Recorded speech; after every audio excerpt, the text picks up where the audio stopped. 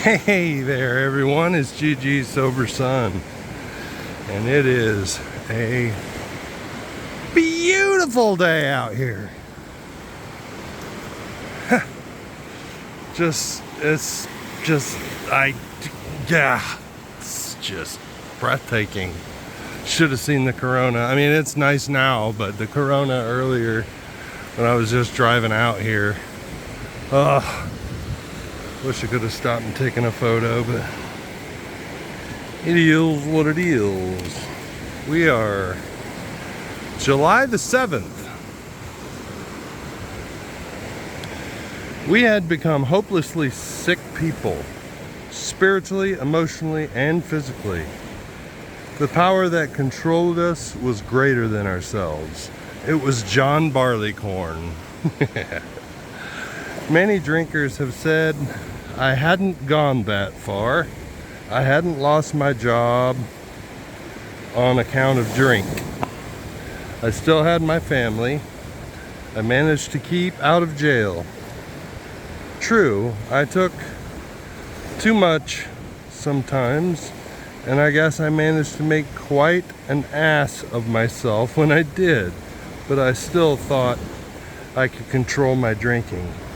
I didn't really believe that I was an alcoholic. If I was one of these, have I fully changed my mind? I don't think I'd be reading this book, really, if I hadn't. And I just watched the beginning part of the movie, Denzel Washington movie, Flight.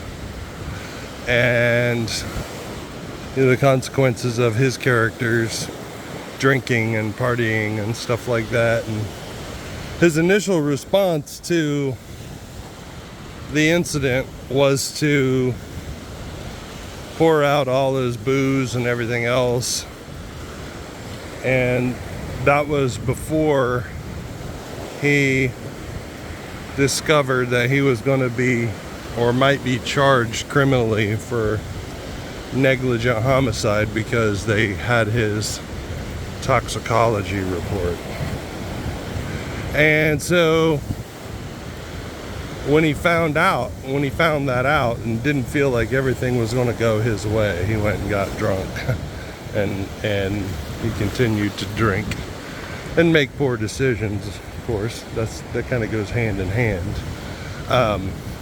But anyway, yeah, he goes to an AA meeting with some girl that he met in the hospital, but he's just like, yeah, whatever, and he has a dim view of God. So anyway, if you haven't seen the movie, I would highly recommend it. The first, I would say, 5 to 10 minutes of that movie is like grip your seat kind of. Whoo, it's a rush, man. So yeah, I don't think I would I would be reading this book or obviously doing these videos if I hadn't conceded to my innermost self that I was a real alcoholic. Meditation for the day. Painful as the present time may be, you will one day see the reason for it. You will see that it was not only testing, but also a preparation for the life work which you are to do. Have faith that your prayers and aspirations will someday be answered. Answered in a way that perhaps seems painful to you, but is the only right way. Selfishness and pride often make us want things that are not good for us. Oof.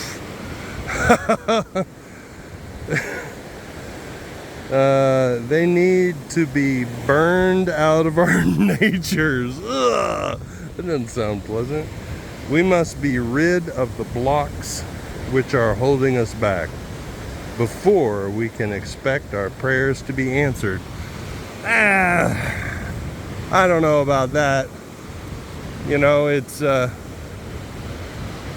it makes me think of the ACA version of the Serenity Prayer. God grant me the serenity to accept the people I cannot change, the courage to change the one I can, and the wisdom to know that one is me. And I like that version of the Serenity Prayer because it kind of brings it back to really the only thing I can control is what is within my sphere of influence, within my hula hoop, as we say in AA. But then again, try to change a habit. That's rough. That can be rough. Sometimes, you know, not sometimes, but almost every time, it takes an act of God to change myself, you know? And we must be rid of the blocks which are holding us back. That's what the 6-step prayer is. God, I'm now ready that you should have all of me, good and bad. Please remove from me every single defect of character that stands in the way of my usefulness to you and my fellows. And you know, I've got a few. I've got a few character defects that I wish God would poof me, you know. And well, take for example, so I was kind of bad most of my life about remembering birthdays and important events like that, you know, especially to people who aren't in my immediate household. You know, and so one time I was fairly newly sober, and I realized that I had missed like Mother's Day or something like that. And I thought about how diligent my grandma was about remembering birthdays, and she had a lot of kids. She had 5 kids, my dad being the youngest, and then all of their kids, and then all their kids' kids, you know. And it was like, holy moly, that's a lot of kids to remember. And as far as I know, she never forgot a one, you know. And she'd always send $1 in a birthday card, you know. It was so sweet. And so I remember thinking, God, when are you gonna fix me, you know, with this? And I struggled, you know, emotionally with the fact that I wasn't great about that. But what eventually happened was I leveraged technology. God sent me technology with a perpetual calendar in my phone, and I set it and forget it. Like, I would set a reminder and set a 2-week reminder for a birthday ahead of time, a 1-week reminder for a birthday ahead of time, and then a countdown basically for the birthday. And I set it once, and I set it forever. And there you go. God did for me what I couldn't do for myself. Now, obviously, I need to put that in there, but it's not something that I have to really babysit all the time, you know. I have to be willing, I think, obviously. I have to be willing to do what I still need to do to make it happen, and to follow up on the reminders, you know what I mean? And I can keep hitting the snooze on the reminders until the birthday is gone, and I'm sure I've done that over the years, but I'm much more diligent about it. And if I don't send somebody something, it's on purpose, pretty much, you know. Anywho's and ways, it is the same way with my character defects, I suppose. And I know that even though I've shed a lot of addictions, addictive behaviors and stuff like that, I still, my default setting is to overindulge or to engage in destructive behaviors until I feel the consequences. And it's weird. The consequences I feel from overindulging in sugar, I feel them almost immediately. It's like the emotional rebound. It's almost like an emotional hangover from eating a bunch of sugar. It's crazy. And of course, I feel it physically as well. Body aches and things like that. But anywho, I want to be of maximum service for a long time, for as long as I'm alive. And I have to be physically able to do that as well as emotionally able to be of maximum service to God and my fellow man. And so, obviously, if I'm blotto, I was thinking about somebody today, you know, and just the notion of seeing them drink again. And it's like, oh my gosh, this guy is such a pillar of the community, you know, right now. And to see him drink again, ugh. And all the people he, not that the people that he helped, you know, wouldn't still benefit from what they learned from him, you know, because the devil would have us believe that, oh, it negates everything, you know, like everything he's ever said or whatever is bull crap, you know. And that's not true. It's just we get faked out. Sometimes drunks get faked out and we go back to it. I got faked out and thought I could do a marijuana maintenance thing for a while, and the end of this month will be 2 years since that failed experiment. And by the grace of God, I'll never have to do that again. But prayer for the day. I pray that I may be willing to go through a time of testing. I pray that I may trust God for the outcome. And I have felt for quite a while now that I am in this almost like a testing, proving ground of my life, of my faith.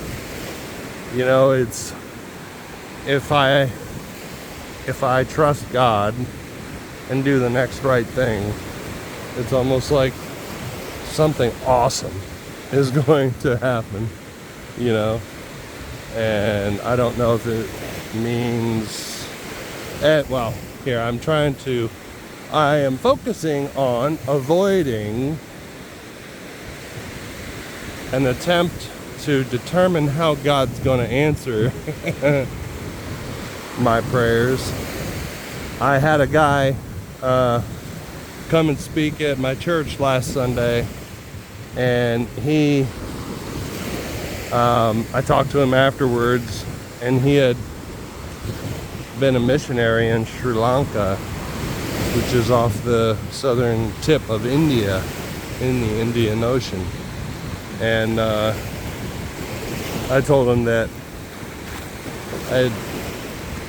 my last girlfriend was Indian, and he was like, "You should come."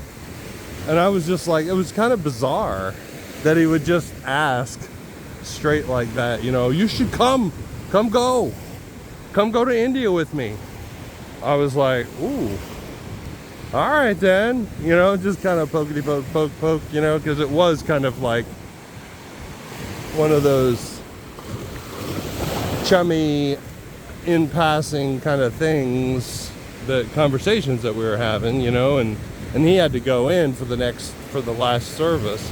Now I kind of wish I would have stuck around until after the last service to talk to him. But anyway, I went and got in my car and I cried. I was like, what is going on, you know? And I wasn't sure if that meant I'm supposed to go to India, you know, whether that was God's hello, go to India, you know. I've been talking about traveling for a while now, and financially I'm freed up a little bit more to do so, but we shall see how soon I'll be able to do that. But I'm excited about that possibility. I never thought I would be. Actually, one of my worst fears about becoming a sold out born again Christian was that God would send me to some remote African village or something like that, you know. And I have a first cousin who was in the Peace Corps in Africa, and she's got some cool stories, but I've never felt drawn to Africa. But loved Asia when I was there, and obviously I love Asian people. And not that I don't love African people, I absolutely do. Some wonderful people, and some of the most influential people in my life, in my entire life, have been my black friends. Yes, for sure. Influenced my life more than many. Yeah. So anyway, we shall see whether that is a true calling or that guy was just being, you know, chummy. And you know, I asked my pastor to give him my phone number, and he wanted to take him to lunch, but I don't think it's going to work into his schedule. I think he's leaving tomorrow. But either way, no matter how God does it, I have a feeling he's getting ready to take me to another level spiritually. Whether I do it right here on this beautiful Emerald Coast, which would be ideal, but in a lot of ways I feel like Bilbo Baggins at Bag End, just solely focused on my own comfort, you know.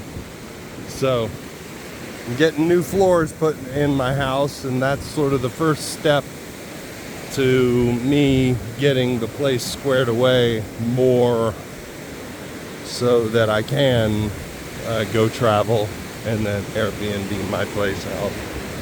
So things are starting to shift, and we shall see what happens next. Anyway, folks, I love you. Keep coming back. Look up, aim up, and let God help you rise up.